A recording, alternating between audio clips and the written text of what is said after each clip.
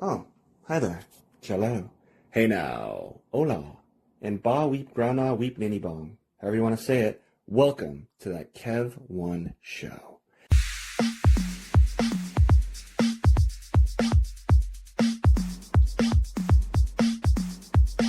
My guest today is a writer, producer, and actor that has exploded from Chicago and onto our screens. Please welcome the fearless creator of Not Another Zombie Movie About the Living Dead, Reckless Enlightenment, Creative Hustle, and more. It's Jay Davis. Welcome to the show. Hey, thank you for having me. Oh, of course, man. It's an honor, man. A big wonder kind such as yourself, like always busy, always creating. Yeah, it's nonstop. My weekends, I have no weekends. They don't exist anymore. I know. I feel like Kofi Kingston from WWE, Mr. No Days Off, you know? I feel you on Right. that. Man. I mean, from stepdads to so many things. My tech even said, because they were looking up some of your stuff that you were on Titans, that DC show even and stuff. I'm like, what? Oh, no, that's another guy. Oh, yeah, okay. There's another guy. I saw that on my IMDb. I was like, wait, I didn't do that. Oh, really? That's what they were When I talking. looked at it, because, like, some people accidentally update the wrong thing. Oh, And that's I remember crazy. somebody's like, you was on this show? I was like, what was I? And I'm like, did they, like, AI me and put me in the background? Oh, my God. Yeah, they had that strike about that recently, so, you know. That's crazy. Wow. I would love to be I think all my IMDb credits are straight, I think, but it'd be funny if it's like says, Wolverine or some shit like, oh, fuck yeah, all right, Yeah, because I'm like an OG comic geek from before they were cool, so like when I say, oh, he was on Titans for an episode, I'm like, all right, cool, he tell me about that. Yeah, I do like comics. I like comic book movies, superhero movies. Me and my partner Omar, we talk about them all the time, give our top 5 and all that kind of stuff. So yeah. Oh hell yeah, no, for sure. Like yeah, in fact, in the intro for your great sketch comedy show, Reckless Enlightenment, it's kind of like an Avengers the Marvel intro parody, right? With the whole things flying by, your Iron Man in it, yeah.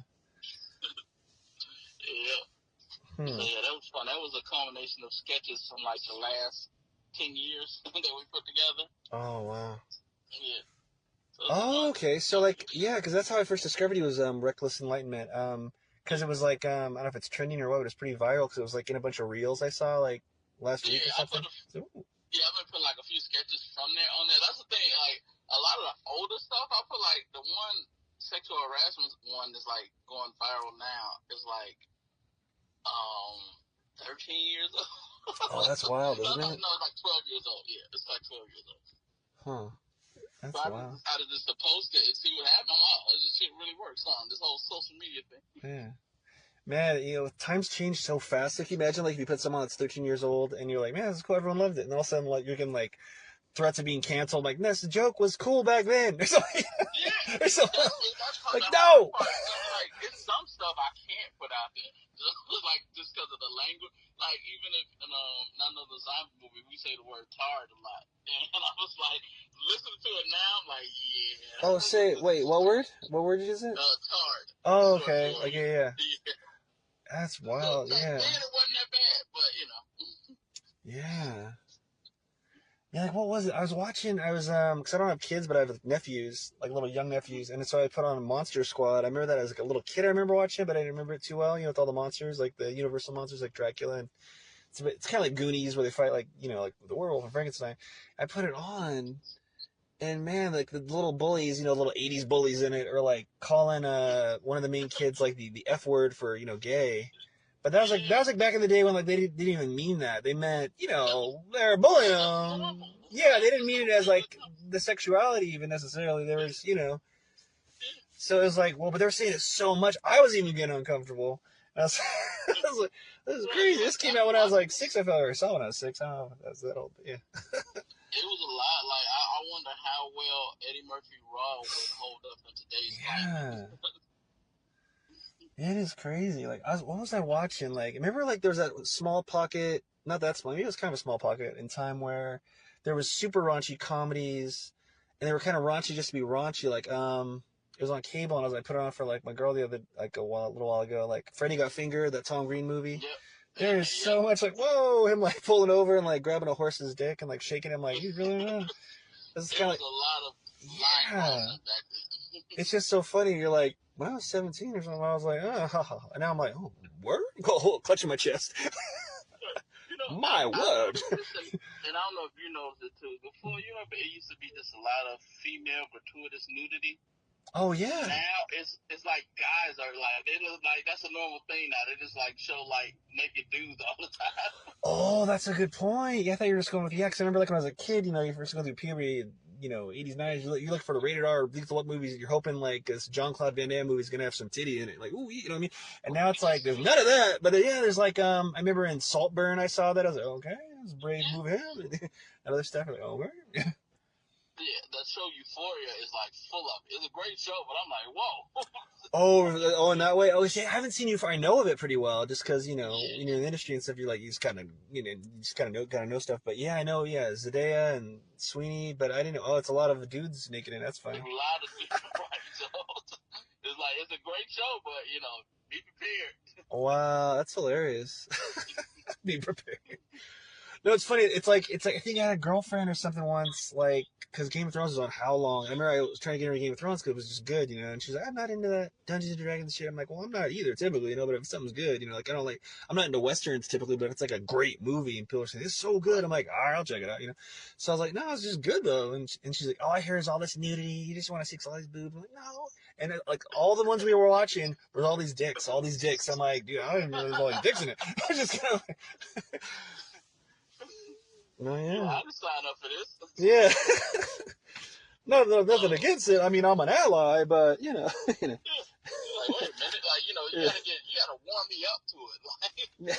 Like, warm me up. HBO, at least buy me dinner first. Damn, I just got stars for this free thing. What the heck? Man.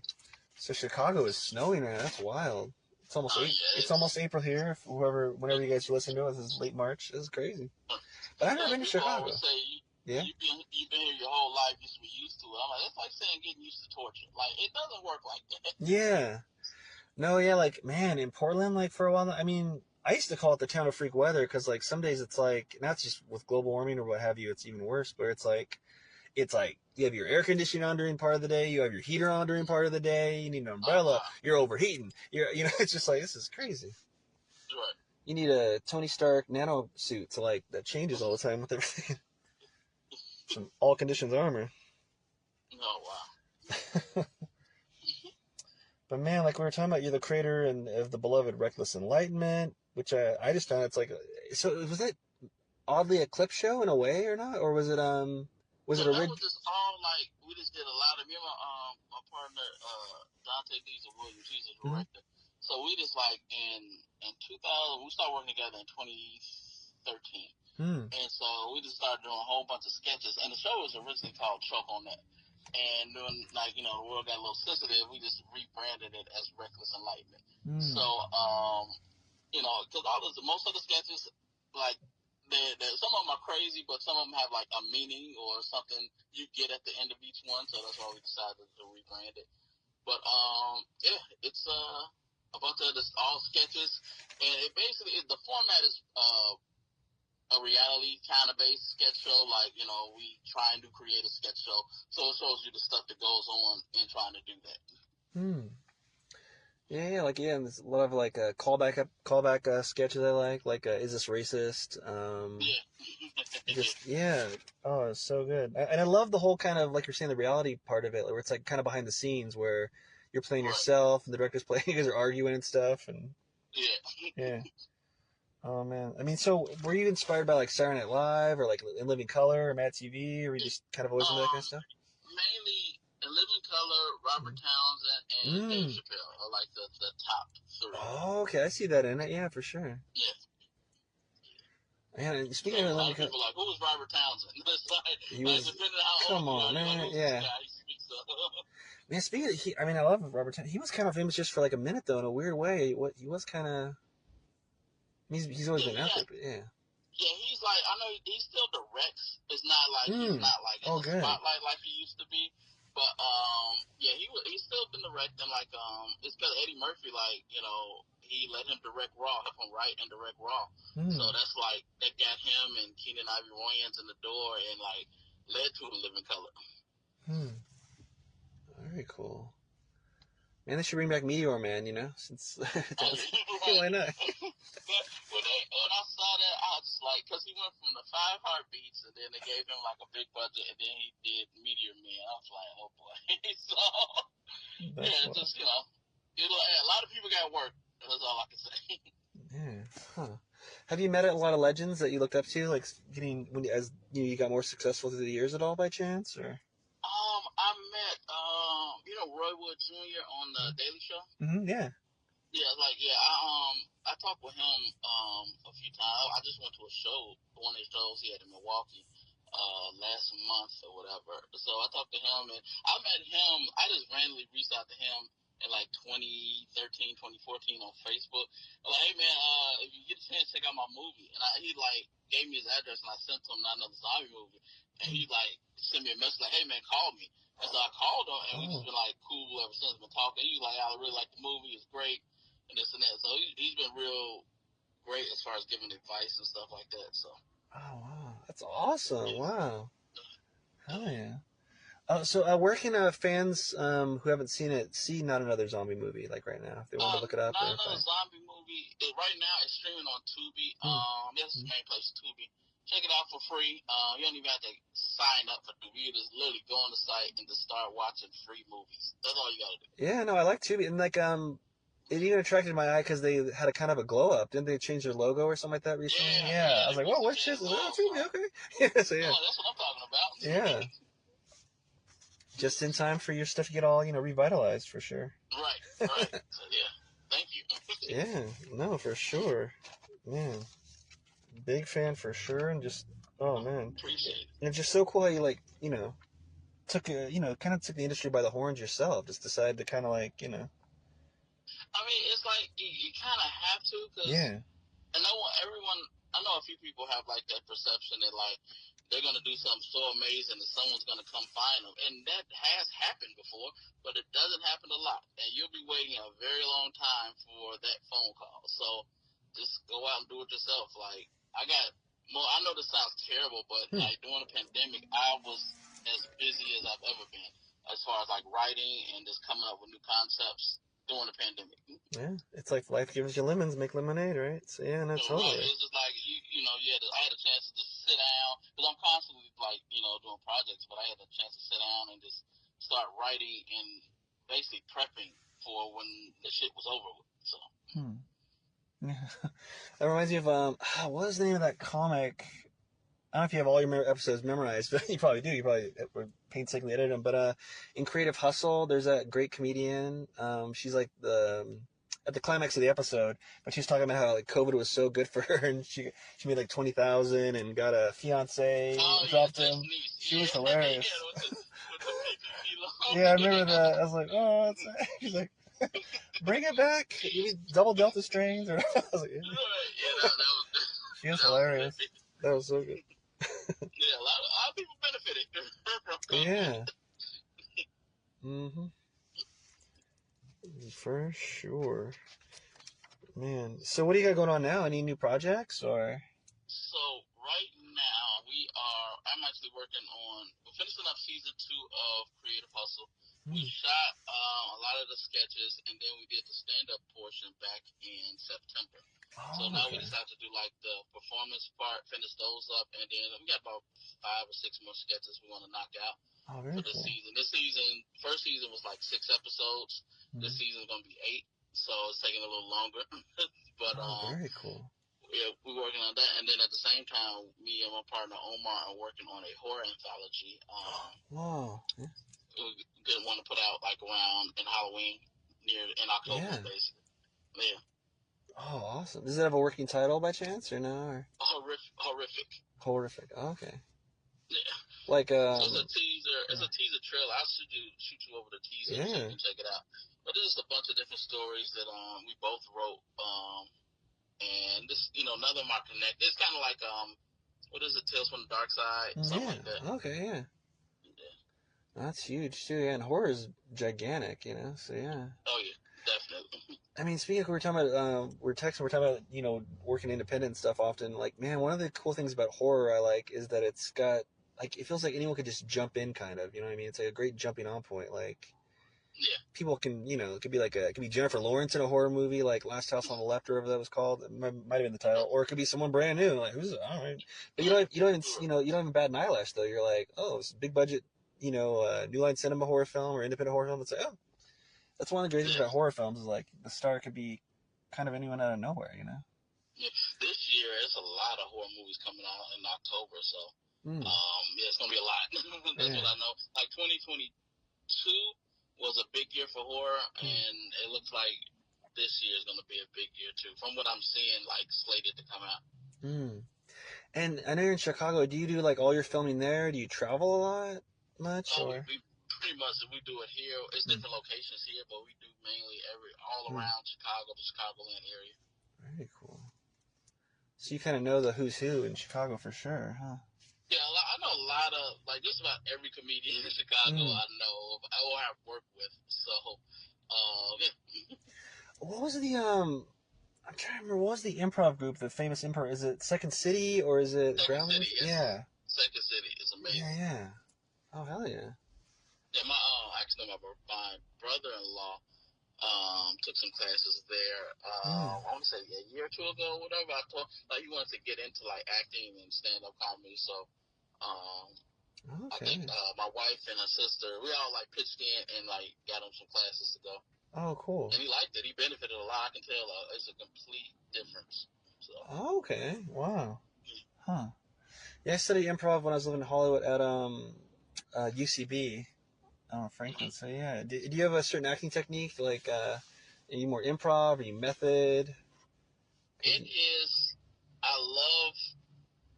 I don't like to play. I know this sounds crazy, but playing improv is just like some stuff just happens. So like I tell actors like if you have a better line than what's on the page, go for it, and then we can decide at the end. We always give people a take to do what they want to do. Yeah. So that's always because you never know what you're gonna get. Like some great stuff has come from just saying, "Let's riff." Yeah. No, definitely. Huh. And as an artist, like, would you say you're mainly a writer or an actor? Because you kind of do it all. I know you're an actor, writer, producer. Yeah, it's both, and that happened by accident. It happened like when I first decided to do like. I didn't know what I wanted to do. I tried stand up, and it was cool, but it's just like I didn't have the mental capacity to keep coming there over and over and work on jokes. So I'm like, how about I start filming these short stories, like of this bad experiences, bad dating experiences. So I started doing that. I found somebody to record them, and I just started doing that. And as I tried to get people to be in them, nobody would be in them. Like I was begging people. So I'm like, fuck it, I'll do it myself. And so that's how it happened. And I just gradually started getting comfortable and started enjoying it more because I didn't want to do it at all. Oh wow, huh? That's incredible. Oh, I know you have don't you have like two production houses, so to speak, like one for your films and one for your like TV productions, or? It's pretty much the same. It's all under J. Davis Films. So. Oh, okay. Yeah. So I was watching one of your things before the interview, and it had like the two logos next to each other. I was like, oh, okay, so cool. Oh yeah, so one is which one were you watching? It was either because I watched a lot of Reckless Enlightenment. It was that, and then I watched first couple episodes of J. Davis Presents Creative Hustle. Okay, so yeah, Creative Hustle. That's between me and my partner Omar, which is BLE Cinema. And Reckless Enlightenment is with Dante Diesel Williams. So it's like they're the directors and cinematographer of those projects. Okay. Yeah. And it might have even been like the logo I'm thinking of, the logos that were next to each other and looked really cool. It might have even been like for a movie trailer, But yeah. Okay. No, totally. Yeah. I mean, you're putting it all together. I mean, would you consider yourself more of like a Vince McMahon or a Stan Lee? For bringing all this talent together. I want to say because it's I have to deal with a lot of crazy personalities. So I want to say Vince McMahon because I have to somehow wrangle everyone's personality together, like a ringmaster. Yeah. Like I have to get everybody on the same page. It's fun and tiresome at the same time. So. Oh yeah. But yeah, I would say Vince McMahon if I had to pick. Yeah, it's kind of kind of like Johnny Knoxville. Not that you're a jackass. Yeah. Yeah, flashing back to some of those sketches where you're just arguing with the director at the park and stuff. And yeah, oh, so good. Man, that is dope. So man, so like, are you kind of like me in the way that you keep constantly come up with ideas and you like almost like before you're finishing one, you're writing another, or? It happens like so. I use Final Draft as a script writing software, and I actually have it on my phone. Like the phone version. So it's sometimes it's like certain scenarios, and if I'm like, depending on how busy I am, I'll just write it down quick in like my notes. And then like if I'm like doing like I have to write this right now, I just like write it on my phone. People think I'm texting, but I'm actually writing something. So it's constantly something that just come out of nowhere. You'll be out and something to come. Like here's an example. I was at the mall, just leaving the mall, and it was a nail shop. And right outside the nail shop, it was an Asian girl on the phone. And I'm like, I wonder how many people walk up to her assuming that she works at that nail shop. So, and that's why I came over like one of some of the "Is This Racist" sketches. Oh, like the one where the white dude pulls up and asks the Mexican like if Oh, okay, yeah, totally. It's like maybe sometimes it's racist, sometimes it's just a good guess. So. That's funny, yeah. Yeah, it's kind of. I mean, I remember. It sounds like you kind of in the way where like me. Like I remember, like grade school people were like, they're like, "What do you want to be when you grow up?" And someone's like, "An astronaut," or this, or I don't know. And I'm like, I always knew I wanted to act and just write and stuff, So yeah, it just sounds like kind of similar boat. Yeah, just do it. I mean, you only live once, so just do it. Man, I think I remember like in Martin Luther King Elementary, we did the thing where there's that grade school paper, whatever kind of paper it's called, but it's in grade school where it's like they have like the lines and the dotted lines for lowercase, uppercase, and like a space up above to draw in there. And I drew like what I wanted to be, and I remember what was it? I remember splitting. I was just sure of what I wanted to be though, and I was like a creator, and I was like split. I split into three, and there was like stand-up comedian, comic book artist, actor, but. Man, I wish I could draw though. Man, it's like I cannot draw to save my life. If I do storyboards, I have to draw arrows so it's not like a giant head, for perspective and stuff. Yeah, a long time ago, they never really like going to school. They never really pushed being a creative or like being an entrepreneur. They pushed going to school and getting a job. That's what was important. So they never encourage kids to, hey, you can be a comedian or you can be an artist. They just go to school and that's what you're supposed to do. Yeah. Huh. So when's like what year was that? Was it 2013 or whatever the first time you picked up a camera and like really took to it, or? First time it was 2010. I started. I was like fresh off a divorce, and I started writing these terrible dating stories I went through, and then I took the characters from those stories and created my first movie. So, which was called The Hostile Takeover. That's on Tubi too. Don't watch it. I encourage everyone not to watch it. It's bad. It's so. So that was my first movie. So that started, and then 2012, I put out a movie called Shots Fired. It's like a crazy buddy cop movie. And right after that was Not Another Zombie Movie. Then I think we put out like the sketch comedy Choke on That. And then 2016 we released Not Another Black Movie. Oh, okay. Oh, tell us about Choke on That, because I remember I noticed at least in a couple things. It might have all been in Reckless Enlightenment that you wore the Choke on That shirt a couple times, and like Choke on That is like it's like basically Reckless Enlightenment is Choke on That. It's just okay. Yeah. Because I saw you wearing the shirt, and then like a girl wearing the shirt. Like in another episode, I'm like, oh, what is that? That's obviously something of his, but okay. Right. Yeah, it's pretty much the same thing. That was the original Reckless Enlightenment. We just changed the name. Because it's hard, like, as soon as you say, hey, I got a movie called Choke on That, like, it's a fucking porn. Like, You're like, we're struggling. It was the lean years after 2020. We might have had an OnlyFans film channel. Whatever. Don't judge me. You're like, just convince me. I'm telling you, it's a parody of OnlyFans. I'm telling you. I swear it's not real.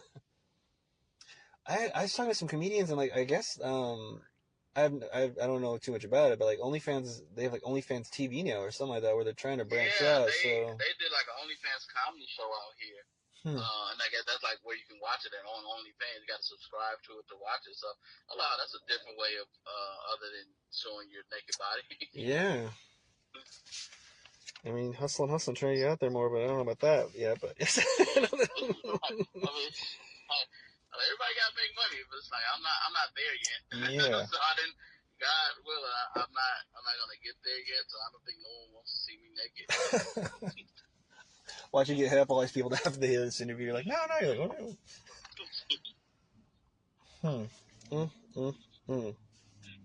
Oh, a patron. Let's see.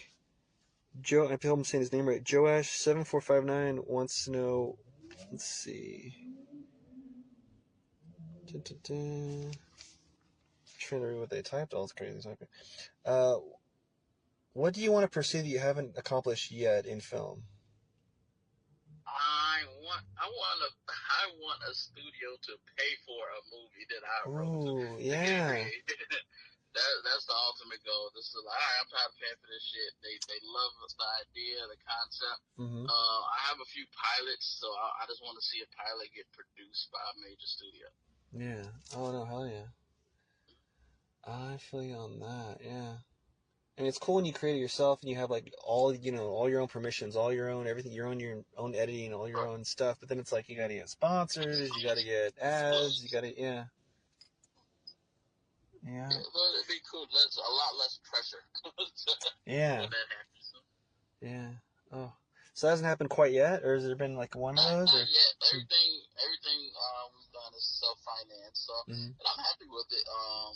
But a lot of times you can't tell. But a lot of people assume that someone's paying for it, so that's a good thing. I mean, I'll tell you, the quality's there for sure. Like, not just blowing smoke for real when you watch it.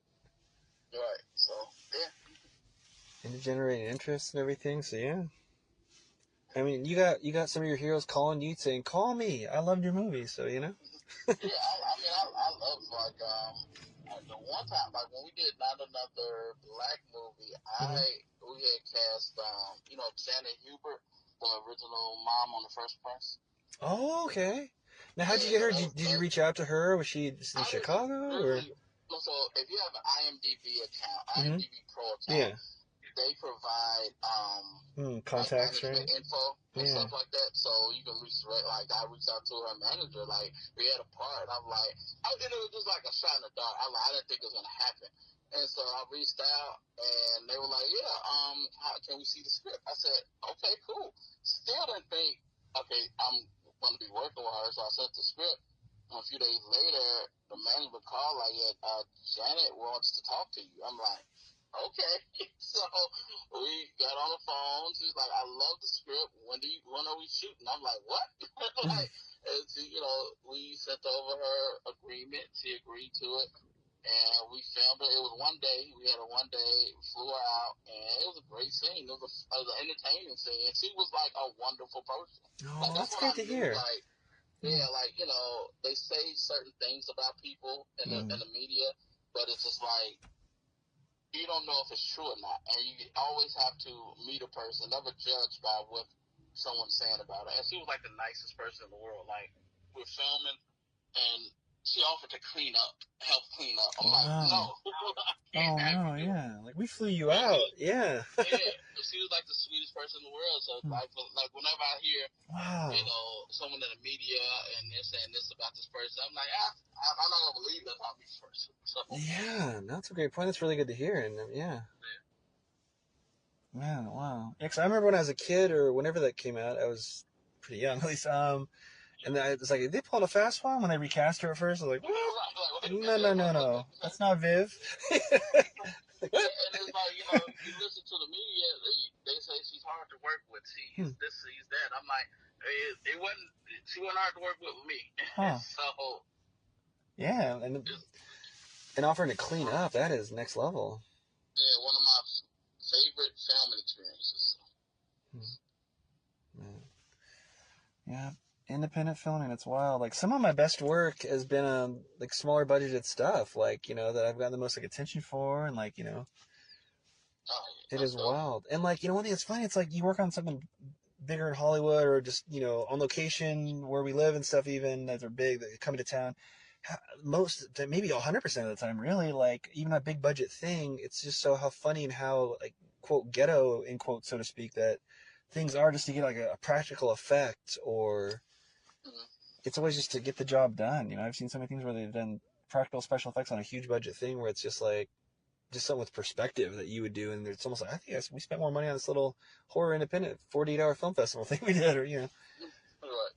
Yeah, it's always like the war of film, what we call it. Yeah. Huh. What was speaking of that? What was one of the biggest like humps you had to get over while filming any of your projects? Was there anything that jumps out? Like I can't believe that was almost heroic how we accomplished that, or it was. I remember. So it was still like doing indie films is like you're still working with people who are not. Some are not professional early on. Now it's like that I don't have this problem, but it's you run into. You go out of your way to schedule a shoot, and then somebody hits you up the day of, like, hey, man, can I reschedule my scene? I'm like, yeah, it doesn't work like that. Yeah. We have, like, 120 zombies outside right now ready to shoot, so, and that literally happened with somebody, and I literally did, like, 4 rewrites for not another zombie movie. Kill people off that shouldn't have been killed off, and it was just because of their schedule. Like, one guy literally said, like, I got to play a football game. I can't make it. We like, what the fuck? Yeah, no. And so I called somebody else, and the person's like, yeah, I can be there at this time. All right, cool. And so he came, we shot the scene. That's great. Following week, the guy was like, oh, yeah, I got a real estate class. I can't be there until like 10 o'clock. I'm like, this is a day shoot, right? Oh, my God. And so I had to kill him off. So it's just stuff like that you have to deal with. Now I don't have that problem too much because I have a lot of options, and so people, and I deal with a lot more seasoned actors that understand like the shoot doesn't revolve around them. Yeah, man, that is wild. Man. And you wear like all the hats. That's so wild. I mean, you're probably doing craft service. You're probably bringing the stuff in and everything. I actually do craft service. I go get the snacks. I'm not even bullshit. I go like before the shoot. I go get the snacks. We're gonna have depending on how long it's gonna be, and then order lunch or whatever. It comes with the territory.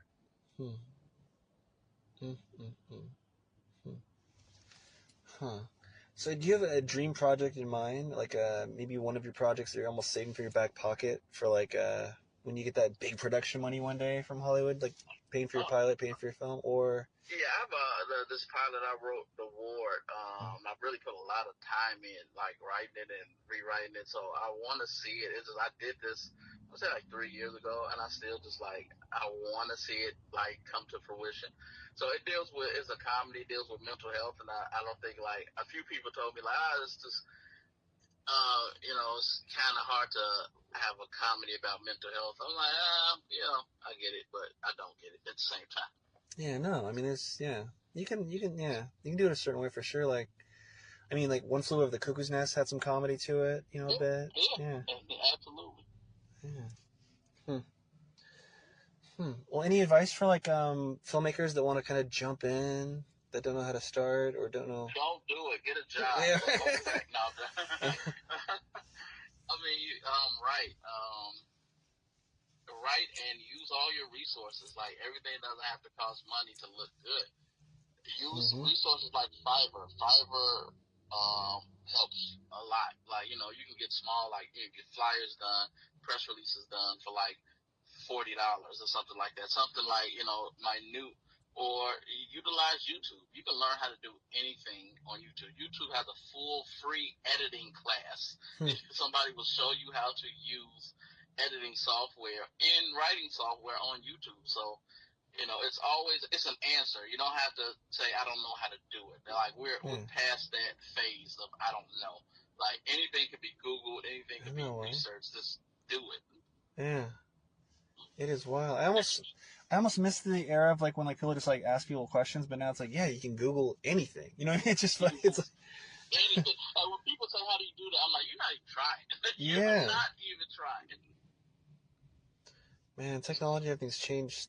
I mean, yeah. I remember when I feel like I remember when YouTube was new. Maybe it was before, but and now it's just like people like have shows and stuff. People are like kind of viral, huge sensations, or they're like a quasi celebrity, and you're like, where'd they come from? Oh, well, they have X about trillion billion followers on YouTube, and I'm like, wait, that's all they got, and that's how they're a name, and like I'm not like there's Mr. Beast, and it's like, yeah, he was not famous that long ago. Now he's doing like $1 million. I'm like, I didn't know. I didn't know what Mr. Beast was. I thought he was a porn star. I'm like, what the fuck is dude, yeah, I'm not even a trillion. I can pick him out of a lineup, but I'm not even a trillion% sure. But I know like I've seen some of his reels or something where it's like he's like, do this and I'll give you $1 million. And so I'm like, I just thought he was some rich trust fund kid, or I don't know. But and then I saw some stories I didn't click on about he was just a poor, regular guy, and then he got X amount of followers, and I'm like, how the? Yeah. And a lot of times people equate likes to talent. No, yeah, no, it's it's like, true. just because you have a lot of followers, that doesn't mean that you're doing something right. It just means you're a great influencer. So if you really want to, be a creative and work on a craft, you have to put work in and time in. It doesn't just happen. Yeah. Yeah. You gotta have the drive and hopefully belong there, Yeah. Yeah. I mean, I knew an independent guy that like had one of his heroes, like one of his horror films, say "Call me up," and also who had a star of Fresh Prince want to clean up after their shoot. That's how talented this guy was. So.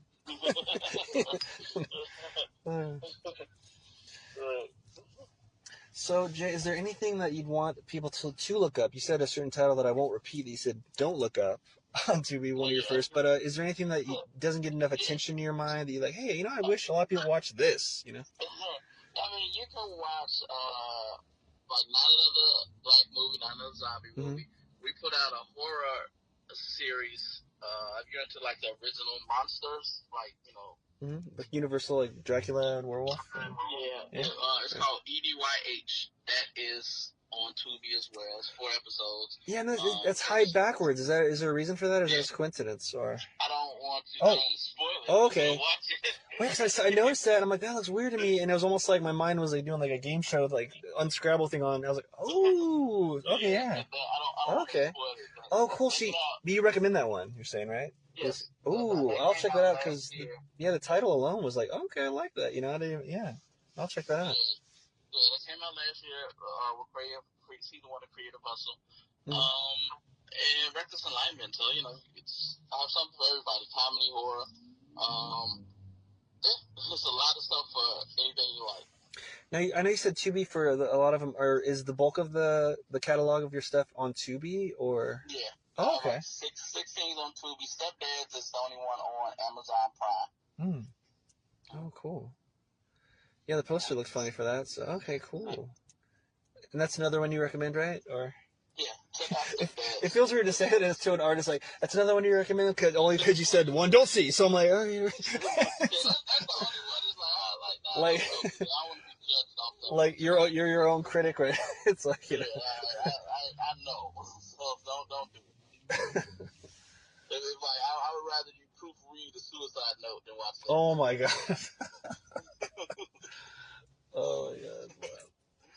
Oh, awesome. And so, okay, so you said we have another season of Creative Hustle coming out in, did you say a date for that, or? Maybe, hopefully this year. That's the goal. Horrific is definitely coming out in October. That's right.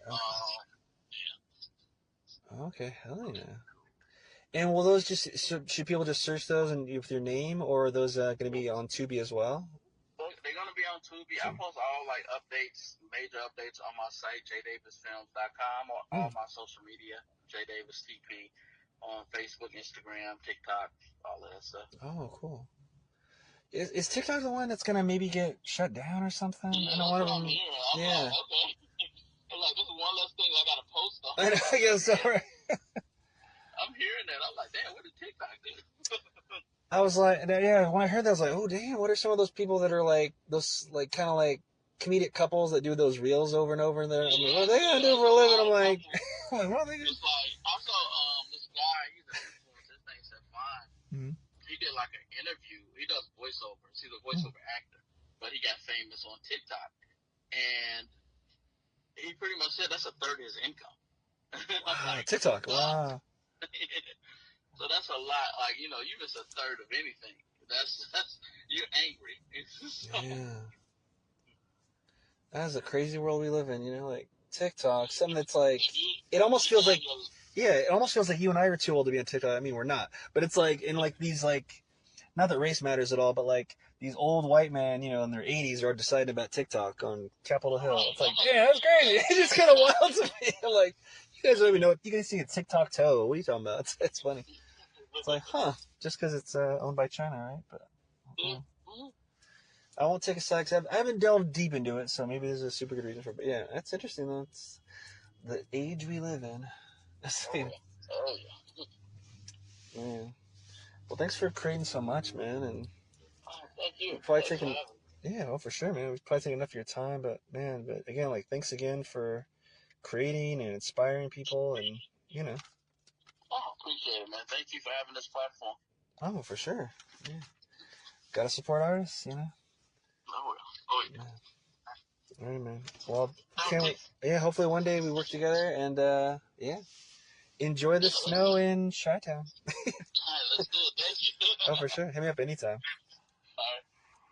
Bye. Thanks, man. Night. Bye. And that was entertainment mogul Jay Davis. Find him on Instagram and TikTok for now, like you said, as well as all his hits like Reckless Enlightenment, Creative Hustle, which is kind of in a new season soon. Streaming now on Tubi. That Kev One Show is brought to you in part by T-Mobile, the Uncarrier. Well, friends, the theater lights have come back on overhead. Please clean up the candy wrappers you snuck in and traverse safely. See you next week. Or superfans online at patreon.com/thatkev1show. Good night.